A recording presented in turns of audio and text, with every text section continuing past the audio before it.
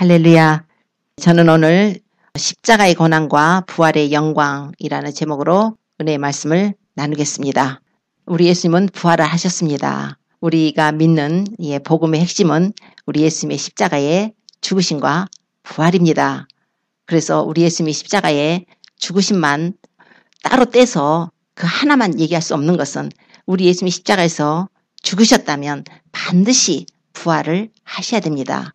그래서 예수님이 십자가에 죽으신 것에 그 효력이 발생하도록 예수님께서 부활을 하셔야만 되는 것입니다. 그래서 예수님의 십자가의 죽으심과 부활은 한 짝이에요.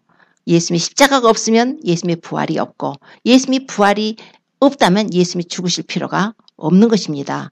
예수님의 십자가에 죽으신 사건은 하나님의 놀라우신 사랑이죠.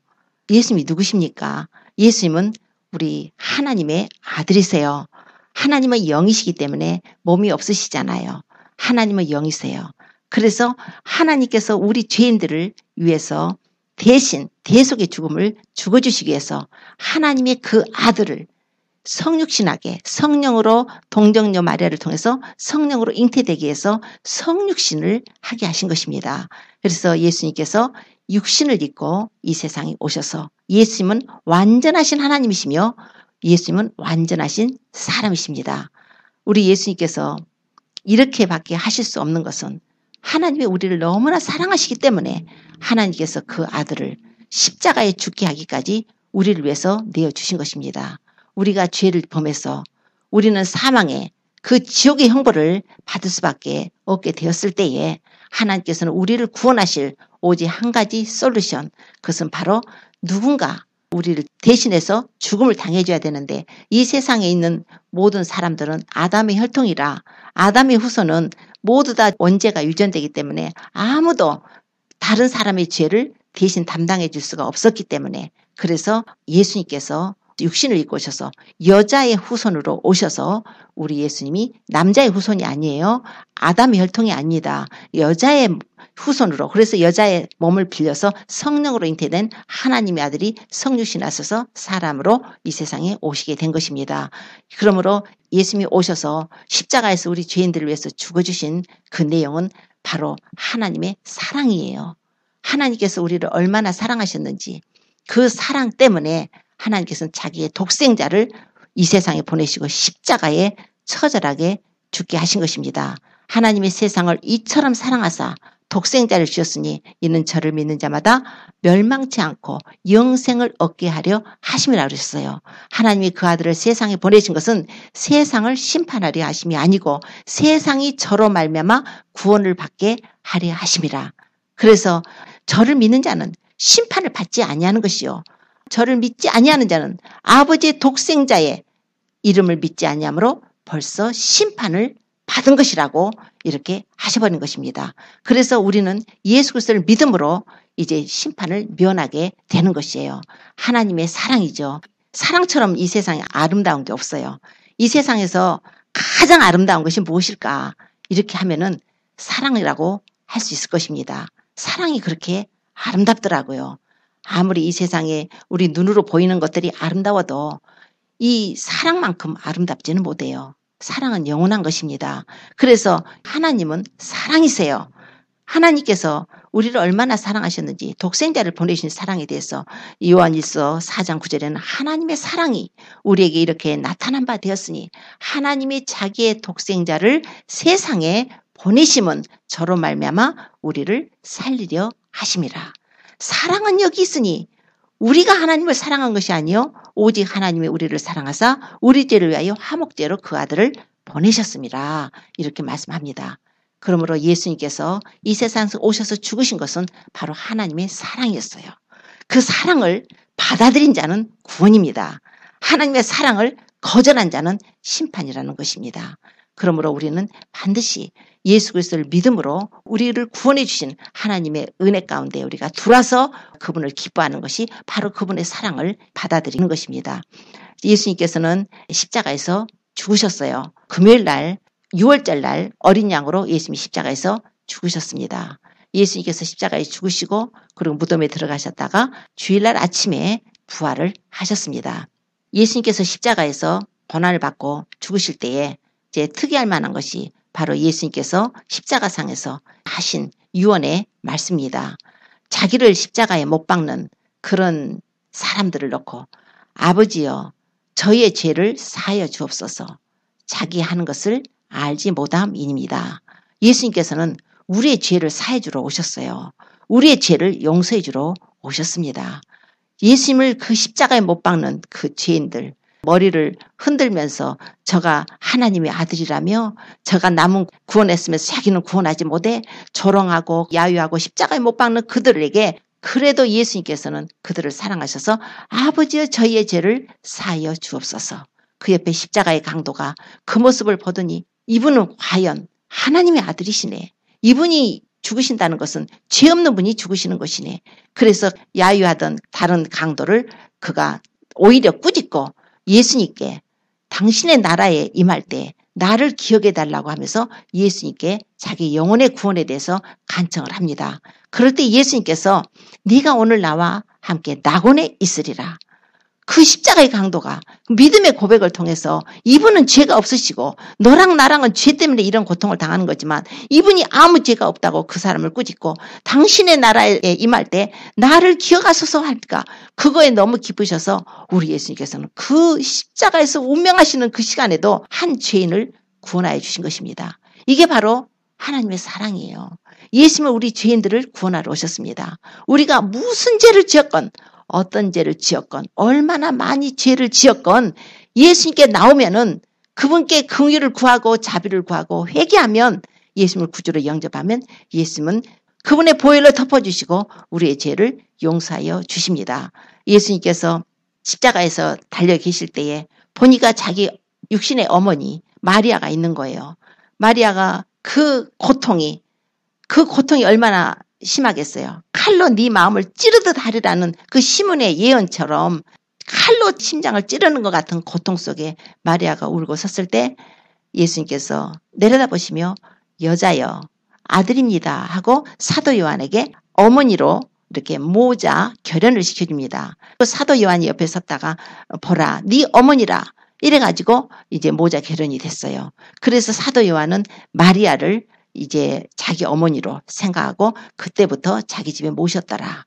예수님께서 또 너무 고통스러울 때 엘리 엘리 라마 사박다니 하시면서 나의 하나님 어찌하여 나를 버리셨나이까 이렇게 또 하나님께 절규를 하시는 것이었어요. 예수님의 그 절규하는 모습 바로 하나님께서 우리가 버림받아야 될 그 자리에 당신의 아들을 두셨기 때문에 예수님은 우리의 죄를 다 담당하시고 하나님이 보시기에는 우리 예수님이 죄의 덩어리예요. 죄예요. 그래서 그 죄를 버리실 수밖에 없는 거예요. 심판을 하실 수밖에 없는 거예요. 하나님께서 그 아들을 심판을 하셨습니다. 그 고통이 너무나 크셔서 엘리 엘리 라마 사박다니 나의 하나님 어찌하여 나를 버리셨나이까. 아버지라고 부르지도 못하고 하나님이라고 절규하면서 자기의 고통을 하소연합니다. 그리고 나서 예수님이 내가 목마르다 그러세요. 목마르다. 예수님께서 너무 목이 마르셨어요. 피를 너무 많이 흘리셨어요. 너무 고통스러웠어요. 그 겟세마네 동산에서 기도하신 후에 잡히셔가지고 예수님은 안나스 제사장한테 종교재판받고 가야바한테 재판받고 그리고 끌려가가지고 빌라도한테 재판을 받고 이러면서 채찍에 맞고 십자가에 못 박히고 그 고통 속에 주님 피를 얼마나 많이 흘리고 고통당했어요. 내가 너무 목마르다는 거예요. 그러나 그 사람들은 예수님이 목마르다 한다고 해서 얼른 가서 신포도주를 갖다 해용에 깨서 그 스펀지에 끼어가지고 예수님 마시겠지만 예수님의 목마름은 육신의 목마름보다 예수님은 영혼의 목마름이었어요. 그 영혼의 목마름이 뭐였는가? 바로 우리 죄인들을 구원해 주셔서 영원한 생명수를 우리에게 주시고자 구원을 주시고자 하신 것이 주님의 마음이었어요. 그 갈증이 너무나 가려서 내가 목마르다. 주님께서 살아계실 적에 초막절에 누구든지 목마른 자는 내게로 와서 마시라. 나를 믿는 자는 성경 이름같이 그 배에서 생수의 강이 흘러나리라 그랬어요.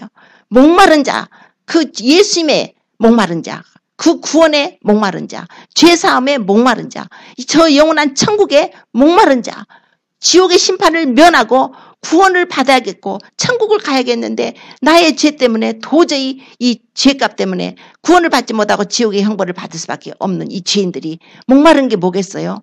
우리가 영원한 생명을 얻는 게 목마름이죠. 우리가 구원을 받는 게 목마름이죠. 천국을 얻는 게 목마름이죠. 하나님과 다시 관계가 회복되고 하나님의 자녀로서 아버지라고 하나님을 경외하고 섬기며 사랑하며 사는 게 우리의 목마름이죠. 예수님께서 그 목마름을 담당하신 거예요. 내가 목마르다. 예수님께서. 그러고 나서 예수님이 다 이루었다 그러셨어요. 다 이루었다. 예수님께서 십자가에 죽으신 사건은 주님이 이루셔야만 하는 하나님으로부터 받으셨던 사명이었어요. 예수님이 반드시 우리 죄인들을 위해서 십자가에 죽으셔야만 했고 죽으셔야만 우리를 구원하실 수밖에 없기 때문에 예수님이 그 사명을 이루셔야 됐어요. 겟세마네 동산에서 주님이 기도하실 때 그것이 너무나 고통스러워서 아버지여 할만하시거든 이 잔을 내게서 좀 지나가게 하옵소서. 그러나 내 원대로 마옵시고 아버지의 원대로 되기를 원하나이다.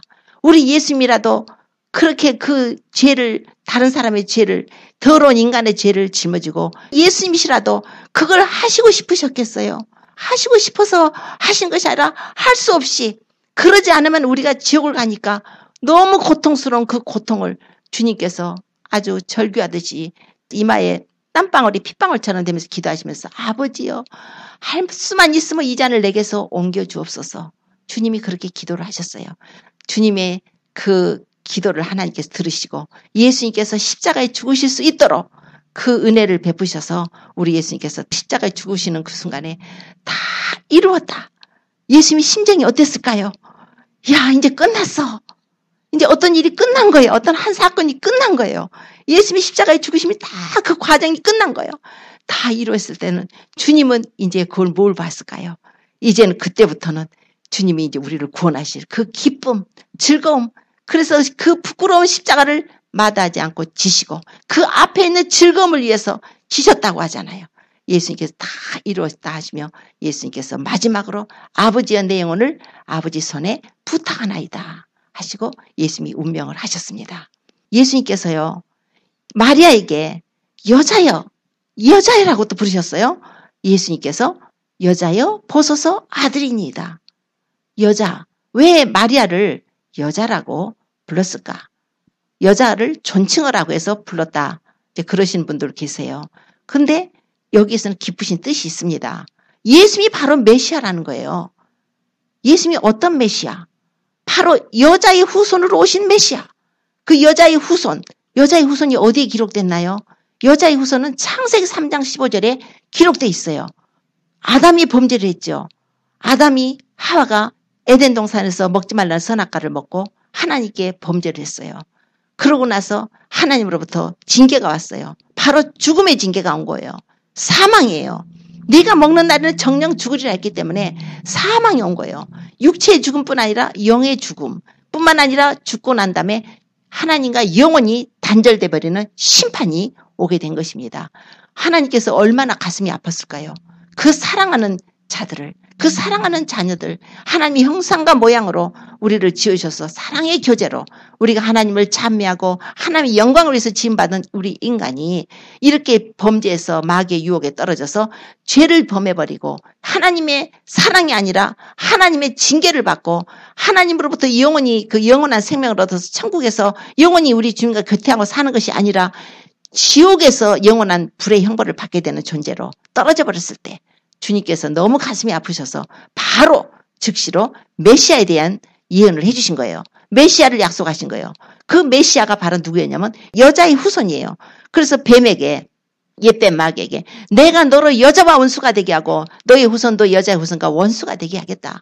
여자의 후손은 네 머리를 상하게 할 것이고 너는 그의 발꿈치를 상하게 할 것이라. 바로 여자의 후손으로 하나님이 메시아를 보내주셔서 그 마귀의 머리를 상해버리고 마귀를 심판해버리고 우리를 구원해 주실 것이라는 그 메시지를 전해주신 것이에요.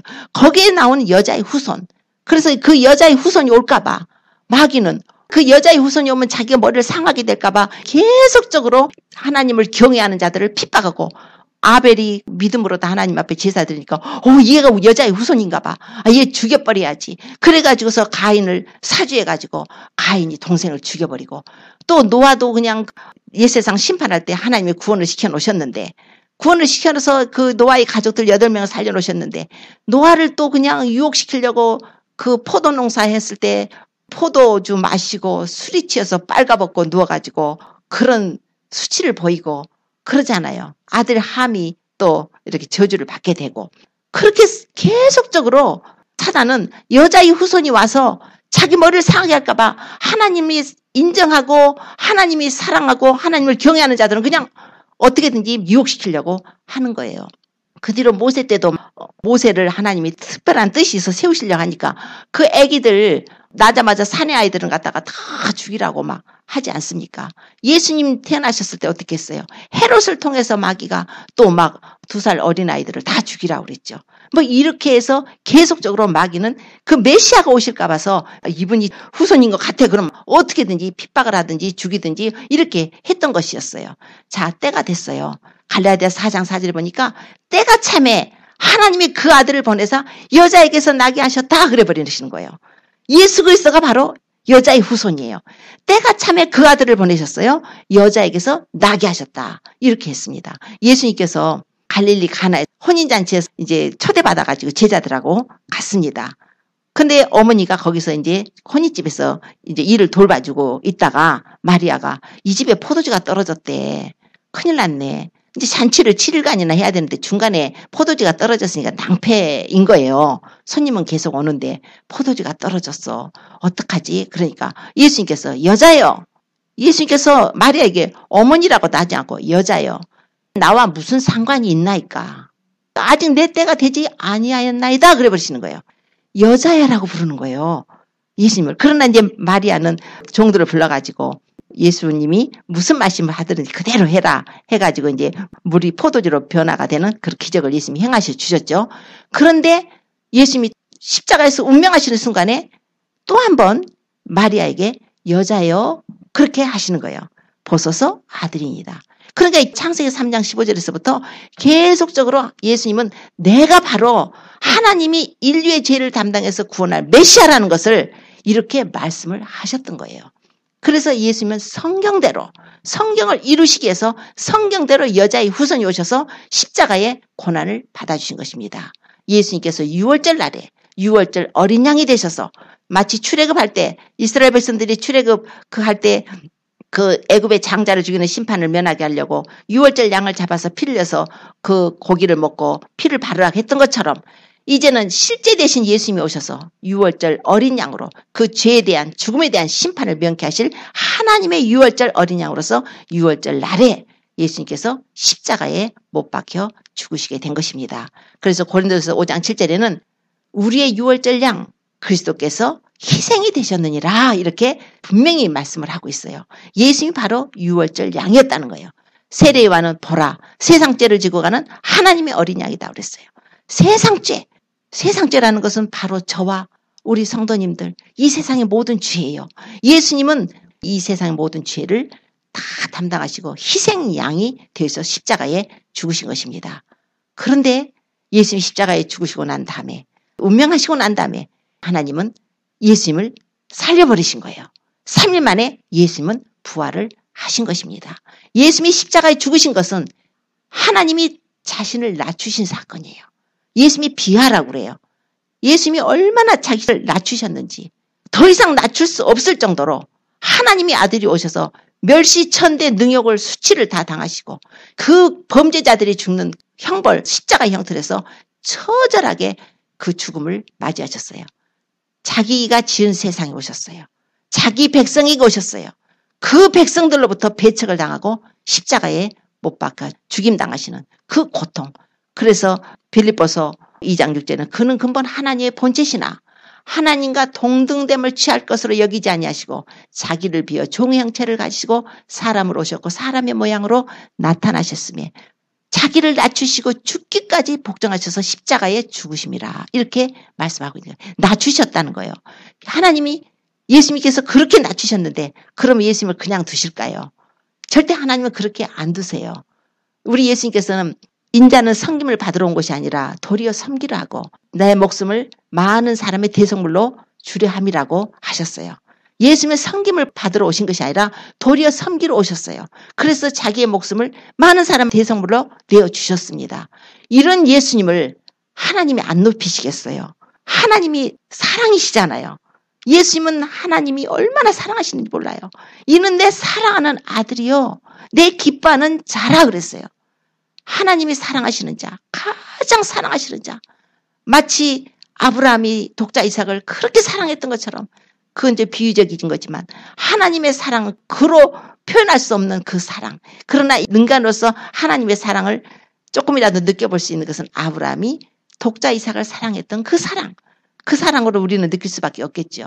그 하나님이 사랑하시는 그 사랑을 하나님께서 처참하게 십자가에 죽게 하신 거예요.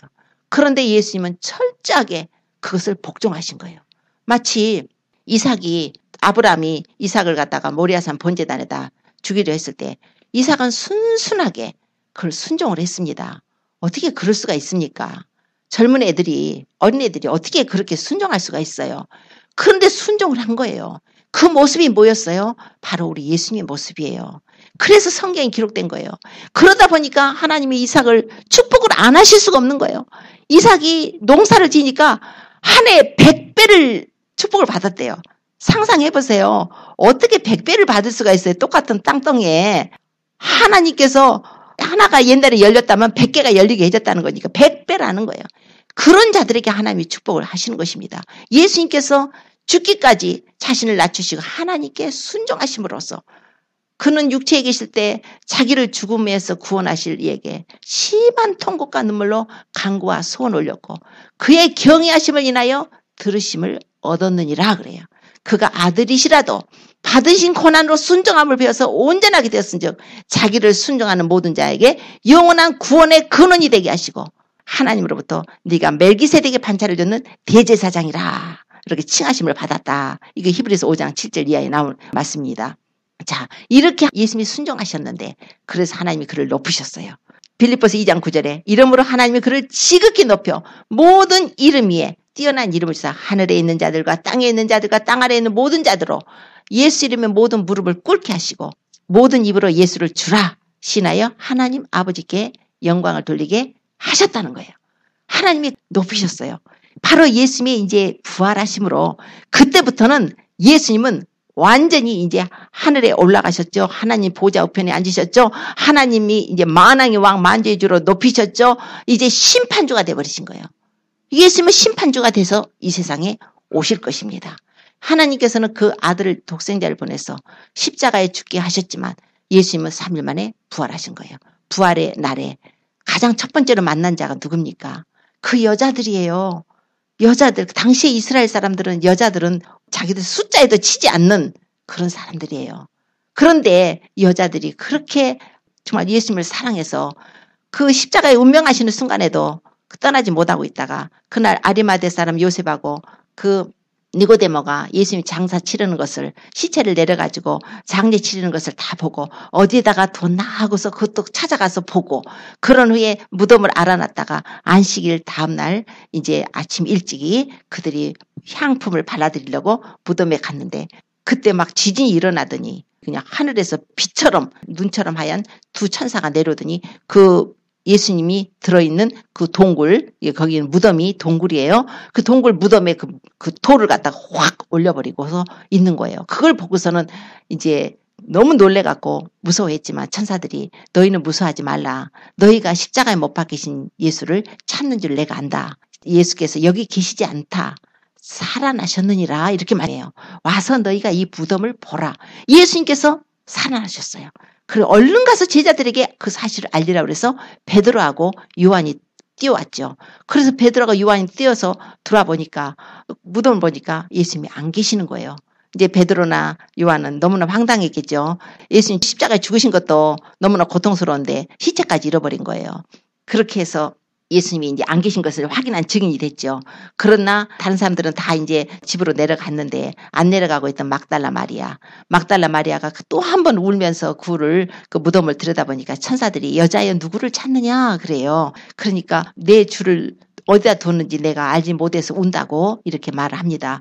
그런데 또 사람이 서 있는 것 같아서 뒤를 돌아보니까 어떤 분이 서 계시는 거예요. 예수님이셨는데 못 알아본 거예요. 부활하시면서 이 다른 모습으로 보이게 된 것입니다. 그래서 쳐다보니까 예수님이 여자여 어찌하여 울며 누구를 찾느냐. 그러니까 동산직인 줄 알고 주여 당신이 옮겨갔거든 내게 이르소서 내가 가져가리이다. 이럴 때 주님이 이제 눈을 열어주십니다. 예수님께서 마리아여 하는 순간에 눈이 열리니까 예수님인 거예요. 예수님이 살아나셨어요. 그래가지고 예수님은 그때로부터 이제 제자들에게 나타나셔서 이제 엠마오로 가는 두 제자에게도 나타나셔서 예수님이 자신을 보여주셨고, 그리고 제자들 모여있는 곳에 가셔서 예수님이 자신이 살아난 것도 보여주셨고, 또 고린도전서에 보면 베드로에게도 또 나타나셨다. 이제 이런 말씀도 있습니다. 뿐만 아니라 디베라 바닷가에서 이제 제자들은 예수님께서 부활하셨는데도 부활하신 것이 나하고 무슨 상관이야. 이제 끝났지. 예수님 부활하신 걸로 끝이야. 우리는 그냥 옛날 생업으로 돌아가서 어부나 하자. 이러고서 이제 다시 어부하러 디베라 바닷가를 갔을 때 주님이 나타나셨어요. 그래서 주님이 나타나셔서 거기서 얘들아 고기가 있느냐? 그러니까 없습니다. 했을 때 배 오른편에 그물을 던져라 했을 때 그때 153마리의 큰 물고기를 잡았다고 이렇게 기록을 합니다.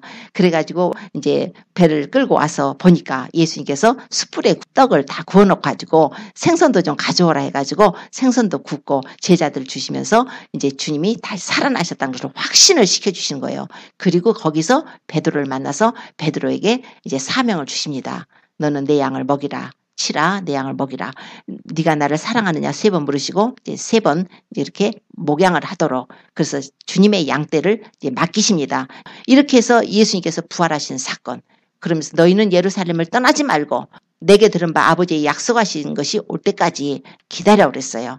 요한은 물로 세례를 줬지만 너희는 면달이 못해서 성령으로 세례를 받을 것이다. 그러므로 성령이 너희에게 임하시면 권능을 받고 예루살렘과 온 유대와 사마리아와 땅끝까지 이르러 내 증인이 되라. 이렇게 해서 예수님께서 그들에게 말씀하시고 감람산에서 500의 형제들까지 또 보이는 그 통에 이제 하늘로 올라가시고, 올라가다 보니까 구름이 예수님을 가려서 보이지 않게 됐다는 거예요. 그런 후에 천사들이 하는 말이 갈릴리 사람들아 어찌하여 하늘을 쳐다보느냐. 너희 가운데 올리우신 이 예수는 너희가 가심을 본 그대로 오시리라. 이렇게 하신 것이에요. 예수님께서는 다시 오십니다. 예수님께서는 왜 오셔서 십자가에 죽으시고 부활하시고 승천하시고 그 모습을 다 제자들에게 보이셨을까요? 바로 예수 그리스도를 통해서 우리가 죄사함을 얻게 하기 위해서 예수님께서 오셨던 거예요. 그러므로 예수님께서 오셔서 죽으셨고 부활하셨다는 것은 이제 부활의 의미가 뭐냐면 우리의 죄값을 주님이 다 청산을 해버리셨다는 것입니다. 죄의 삭은 사망이라고 그랬는데 우리는 모두 다 죄를 범해서 죄로 말미암아서 다 사망의 형벌을 받을 수밖에 없었을 때에 우리 예수님이 오셔서 대신 우리 죄를 담당하시고 십자가에 죽으셔서 우리 죄값을 3일 만에 다 치러버리시고 예수님이 살아나신 것이에요. 아직도 예수님이 살아나지 못하고 계셨다면 우리의 죄값을 지금까지도 갖고 계시는 것이지만 예수님은 3일 만에 살아나셨기 때문에 우리 죄 때문에 죽으셔서 죄값은 치르셨고 3일 만에 살아나심으로써 예수님께서는 이제 우리의 죄가 완전히 예수님이 부활하심으로 청산되었다는 것을 우리가 이제 알게 되는 것입니다. 그래서 예수님의 부활은 바로 무슨 의미가 되냐? 우리의 죄값이 다 청산되었다는 거예요. 그래서 고린도전서 오늘 본문에 보면은 고린도서 15장 17절에 보면 그리스도께서 다시 사신 것이 없으면 너희의 믿음도 헛되고 너희가 여전히 죄 가운데 있을 것이요 또한 그리스도 안에서 잠자는 자도 망했을 것이라 이렇게 해요. 그리스도 안에서 잠자는 자도 망했다는 거예요. 예수님이 만약에 사시지 않았다면은 우리 믿는 거 헛거지요. 여전히 죄 가운데 있으니까 아직도 죄의 청산을 못 받았다는 거예요. 그러나 예수님이 부활하셨으므로 우리가 예수님 앞에 나가면 회개하면 예수님을 구주로 영접하면 우리 주님의 보혈이 우리에게 뿌려지는 거예요. 예수님의 피가 뿌려져서 우리 죄를 용서해 주시고 우리가 구원을 받게 된다는 것입니다. 그러므로 예수님의 부활은 확실하게 이루어져야 돼요. 예수님이 십자가에 죽으신 것만뿐이 아니라 죽으셨다면 반드시 살으셔야 됐던 것입니다. 또한 예수님이 부활하셨다는 것은 우리도 부활한다는 것이에요. 우리도 부활합니다. 고린도서 15장 20절에는 이제 그리스도께서 죽은 자 가운데서 다시 살아 잠자는 자들의 첫 열매가 되었다 그래요. 예수님이 첫 열매라면 우리가 어떤 그 나무를 심어갖고 열매를 따면, 식물에서 열매를 따면 이제 그걸로 끝인가요? 앞으로 점점 많은 열매를 추수할 거 아니에요. 그러니까 예수님께서 첫 열매로 죽으셨지만 오순절 날에 예수님께서 부활하신 후로 50일 후에 오순절에 성령이 임하심으로써 많은 영혼들이 이제 부활의 열매가 될 수 있도록 부활에 참여할 생명의 열매들로 우리를 축복을 해주신 거예요. 그래서 생명 열매들이에요. 우리 예수님은 잠자는 자들의 첫 열매죠. 그러나 예수 그리스도로 말미암아서 이제 우리도 부활하게 하시려고 예수님이 부활을 하셨다는 것입니다. 우리는 이제 부활할 때는 어떤 몸으로 오는가? 이거는 이제 썩을 몸이 아니에요. 육의 몸이 아니에요. 이제 죽을 몸이 아니에요. 우리가 부활할 때는 이제 죽지 않을 몸, 이렇게 그냥 맨날 아파갖고 빌빌 골골하는 몸이 아니라 그냥 강건한 몸, 육의 몸이 아니라 신령한 몸, 욕된 몸이 아니라 영화로운 몸이에요. 그 땅에 속한 몸이 아니라 하늘에 속한 몸으로 우리가 부활합니다. 언제 부활하는가? 예수님이 재림하실 때 우리가 부활하는 거예요. 지금은 예수님이 아직 재림을 안 하셨기 때문에 모두 영혼만 가 있어요. 그러나 그 사람들은 기다리고 있다가 예수님이 재림하실 때에 예수님께서 이 땅에 오실 텐데 공중에 먼저 오셔서 이 땅에 재림하시기 7년 전에 공중에 먼저 오셔서 예수님께서 교회를 데리고 가실 것입니다. 교회를 이제 휴거를 시키실 거예요. 그때에 이제 부활 사건이 일어나게 되는 거예요. 그래서 데살로니가전서 4장 16절로 이렇게 말씀하잖아요. 주께서 호령과 천사장의 소리와 하나님의 나팔로 하늘로조차 친히 강림하시리니 그때 그리스도 안에 죽은 자들이 먼저 일어나고 그 위에 살아남은 우리도 저희와 함께 구름 속으로 끌어올려 공중에서 주를 영접하게 하시리니 그리하여 우리가 항상 주와 함께 있으리라. 그때 죽은 자들이 살아나고 살아남은 우리가 부활의 몸으로 부활을 하는 것입니다. 그래서 고린도전서 15장 51절 보면은 사도 바울은 내가 너희에게 비밀을 말하노라. 우리가 다 잠잘 것이 아니다. 마지막 나팔에 순식간에 호련히 변화될 것이다. 나팔 소리가 나매 죽은 자들이 썩지 아니할 것으로 변화될 것이다. 우리 죽은 자들이 썩지 않을 걸로 변화될 것이며 우리도 호련히 변화돼요. 이게 바로 부활입니다. 예수님이 부활하셨다는 것은 우리도 부활해요. 우리 이 몸 갖고 땅의 삶을 갖고 영원히 살지 않습니다. 이 땅의 몸 잠깐 썩어질 몸 땅속에 들어가지만 우리가 예수님을 믿음으로 하나님께서 우리에게 생명을 주셔서 우리가 부활체 몸을 받아서 우리 주님과 함께 영원히 살게 될 것입니다. 뿐만 아니라 예수님께서 부활하셨다는 것은 바로 성령이 오셨어야 돼요. 예수님이 부활하시지 않으면 성령이 못 와요. 성령이 오셔야 되는 게 굉장히 중요한 것이 성령이 오시지 않으면 아무도 예수님을 주님이라고 믿을 수가 없어요. 고린도전서 12장 3절에는 성령이 아니고서는 누구든지 예수를 주라 신할 수 없다고 이렇게 말씀을 합니다. 성령이 오셔야 돼요. 성령이 오시려면은 예수님이 부활하셔야 돼요. 예수님이 부활하시려면 예수님이 죽으셔야 돼요. 자, 예수님이 죽으셔야만 부활하고 부활하면 예수님께서 하늘에 올라가셔서 성령을 보내주신다는 거예요. 제자들이 예수님이 떠난다고 하니까 제자들이 굉장히 마음이 서운해가지고 슬퍼하니까 내가 실상을 말할게. 내가 떠나가는 것이 너에게 유익이야. 내가 가지 아니하면 보혜사가 너에게로 오시지 아니할 것이요. 내가 가면 그를 너에게로 보내리니 그가 와서 죄에 대해서 의에 대해서 심판에 대해서 세상을 책망할 것이다. 저는 진리의 영이다 그랬어요. 내가 아버지께 구해서 너에게 또 다른 보혜사를 너에게 주겠다. 세상은 저를 받지도 못하는데 세상은 저를 알지도 못하지만 너희는 저를 아나니 저는 너희 속에 계시고 너희와 함께 계실 것이다. 이렇게 말씀했어요. 성령이 들어오시는 거예요. 성령이 들어와서 뭐 할까요? 인을 쳐요. 예수님을 믿는 자들이 하나님의 자녀로 인을 치는 거예요. 그래서 예수님을 믿는 자들은 하나님의 자녀입니다. 하나님의 자녀예요. 그래서 로마서 8장 16절은 성령이 친히 우리 영으로 더불어 우리가 하나님의 자녀인 것을 증거하신다 그랬어요. 또한 로마서 8장 14절은 무릇 하나님의 영으로 인도함을 받는 그들은 곧 하나님의 아들이라 그러셨어요. 그렇기 때문에 성령이 필수적으로 오셔야 되는데 성령이 오시려면 주님 말씀하신 대로 내가 실상을 말할게. 내가 가지 않으면 성령이 너에게로 오시지 않아. 즉 성령이 안 오시면 우리는 하나님의 자녀도 될 수 없고 성령이 오시지 않으면 구원도 못 받는 거예요. 성령이 오시지 않으면 우리는 믿음을 가질 수도 없어요. 거듭날 수가 없다는 거예요. 한마디로. 니고데모에게 사람이 물과 성령으로 거듭나자면 하늘나라에 들어갈 수가 없다 그랬잖아요. 성령이 오셔야 우리 영혼을 거듭나게 하셔서 우리가 구원을 받고 하늘나라를 들어가게 되는 것입니다. 그래서 성령이 오셔야 되기 때문에 예수님이 부활하셨어야 돼요. 이게 바로 부활의 의미예요. 뿐만 아니라 예수님이 부활하셨다는 것은 악한 마귀의 사망 권세를 깨뜨려 버리셨어요. 사망이 뭐예요? 죄를 지은 사람들은 사망에 꽉 감옥에 갇혀가지고 절대 못 일어나요. 예수님 외로다가 누가 다시 살아났다고 영원토록 살고 있는 사람이 누가 있나요? 없죠. 예수님 한 분만이 부활을 하셔가지고 사망이 다시 주장하지 못해요. 왜냐하면 예수님이 우리 때문에 우리 죄를 담당하시고 사망의 감옥에 갇혔다가 예수님이 살아나심으로써 사망을 이겨버리고 사망의 그 감옥문을 열어놓으셨어요. 그래서 요한계시록 1장에 나는 처음이요 나중이라 산자라 내가 전에 죽었었노라. 이제 내가 세세토록 살아서 사망과 음부의 열쇠를 가졌다 그래요. 사망과 음부의 열쇠는 예수님께 있습니다. 그래서 우리가 예수님한테 가면은 사망이 우리를 잡아주지 못해요. 예수님 문 딱 열어줘 버리니까. 우리가 예수님을 안 믿으면 사망이 우리를 잡아서 무덤 속에 들어가서 영원한 심판에 들어가게 되지만 예수님을 믿음으로써 생명이 부어지는 거예요. 아들이 있는 자는 생명이 있고 아들이 없는 자는 생명이 없다 그랬잖아요. 그래서 아들 예수 그리스도로 말미암아서 우리가 생명이 부어져서 이제는 사망이 우리를 주장하지 못해요.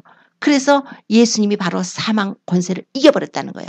자녀들은 혈육에 속하였으며 그도 또한 함께 혈육에 함께 속하시면 사망으로 말미암아 사망의 세력을 잡은 자 곧 마귀를 없이 하시며 또 죽기를 무서함으로 일생에 매여 종로로 나는 모든 자를 놓아주려 하심이라 그랬어요. 마귀를 멸해버린다는 거예요. 여기서 마귀를 멸해버린다는 것은 마귀가 없애버린다는 것이 아니라 마귀의 일을 멸해버리는 거예요. 마귀는 죄짓게 해서 사람을 지옥으로 끌고 가고 심판을 받게 해요. 그러나 예수님께서는 오셔서 죄인이 회개하고 죄사함을 얻게 받는 거예요. 죄인이 회개하고 죄사함을 받고 용서받고 구원을 받게 되는 거예요. 심판이 아니라 사면을 받는 거예요. 용서를 받는 거예요. 생명이 부어지는 거예요. 그런 자들에게. 그래서 요한일서 3장 8절에는 죄를 짓는 자는 마귀에게 속하나니 마귀는 처음부터 범죄한 자라고 그랬어요. 그러나 하나님의 아들이 오신 것은 마귀의 일을 멸하려 오셨다고 하신 것입니다. 예수님이 오셔서 마귀의 일을 멸해버리셨어요. 그래서 죄를 짓는 자는 마귀에게 속한다고 그랬으니까 요한일서에 뭐라고 그래? 자녀들아 내가 이것을 너희에게 쓰면 너희로 죄를 범치 않게 하려 함이라 그래요. 죄를 범치 않게 한다고 쓴다는 거예요. 만일 누가 죄를 범하면 아버지 앞에 우리에게 대언자가 있으니 곧 의로우신 예수 그리스도시라. 저는 우리 죄를 위한 화목제물이니 우리만 이해할 뿐 아니라 온 세상의 죄를 이해하심이라. 만일 누가 자기의 죄를 자백하면 저는 미쁘시고 의로우사 우리 죄를 사하신 모든 불의에서 우리를 깨끗게 하여 주신다. 이렇게 계속적으로 말씀을 하고 있는 것입니다. 우리 예수님께서 오셔서 이제 그 마지막에 재림하셔서 이제 예수님을 믿는 자들을 추수를 하실 것입니다. 믿는 자들은 영생으로, 그래서 생명의 부활로, 믿지 않는 자들은 심판의 부활로 나오게 됩니다. 그래서 그러기 위해서는 성령이 오셔야 돼요. 그러기 위해서는 성령이 오셔야 우리 인을 쳐서 하나님의 자녀가 되고 우리가 심판을 면하고 구원을 받고 생명을 얻고 이제는 지옥이 아니라 천국으로다가 이제 그 형벌이 아니라 하나님의 사랑을 받는 자녀가 되게 하셨으니 이 얼마나 놀라운 일입니까? 이게 바로 우리 예수님이 부활을 하셔야 되는 일이에요. 예수님이 부활을 해서 성령을 보내주셔야만 이런 일이 우리에게 벌어지게 되는 거예요. 그래서 인자의 살을 먹지 않고 인자의 피를 마시지 않는 너희 안에 생명이 없느니라. 내 살을 먹고 내 피를 마신 자는 영생을 가졌고 마지막 날에 내가 그를 다시 살리리니 내 살은 참된 양식이요 내 피는 참된 음료로다. 예수님이 피를 뿌려주시고 예수님이 깨뜨리신 몸을 주셔서 우리가 죄사함을 얻게 하시고 성령님이 오셔서 그 일이 효력이 되도록 효력을 발생하도록 이제 그래서 성령님이 오셔서 인을 치시고 믿는 자들에게 피뿌림을 주시고 죄사함 주시고 구원을 주시고 그래서 너희가 그 은혜를 인하여 믿음으로 말미암아 구원을 얻었느니 이것이 너희에게서 난 것이 아니요 하나님의 선물이라 이렇게 말씀한 거예요. 우리는 하나님의 선물을 받은 자들입니다. 성령님을 받으셨습니까? 성령님이 내 안에 계십니까? 성령님이 나를 성전 삼고 내 안에 계신다고 그랬어요. 예수님을 믿는 자라면 성령님이 내 안에 계십니다. 우리가 삶 속에서 성령님을 혹시 슬프게 하거나 성령님을 근심시키지 말라고 했어요. 성령님은 우리 안에 살고 계십니다. 우리하고 함께 계세요. 그러니까 내가 혼자 산다고 생각하지 말고 내가 예수님을 믿는 자라면 예수님의 피뿌림을 얻은 자라면 하나님께서 어떠한 사랑으로 우리에게 베푸셔서 예수님이 십자가에 죽으셨는가를 생각을 하셔야 됩니다. 날마다 날마다 그 은혜에 감사를 하셔야 되고 그렇게 은혜로 베푸셔서 우리에게 주신 은혜니까 구원이니까 절대로 흘러 떠내려가지 않도록 우리가 그 구원을 가볍게 여겨서는 안 된다는 것입니다. 이 구원을 지켜야 돼요.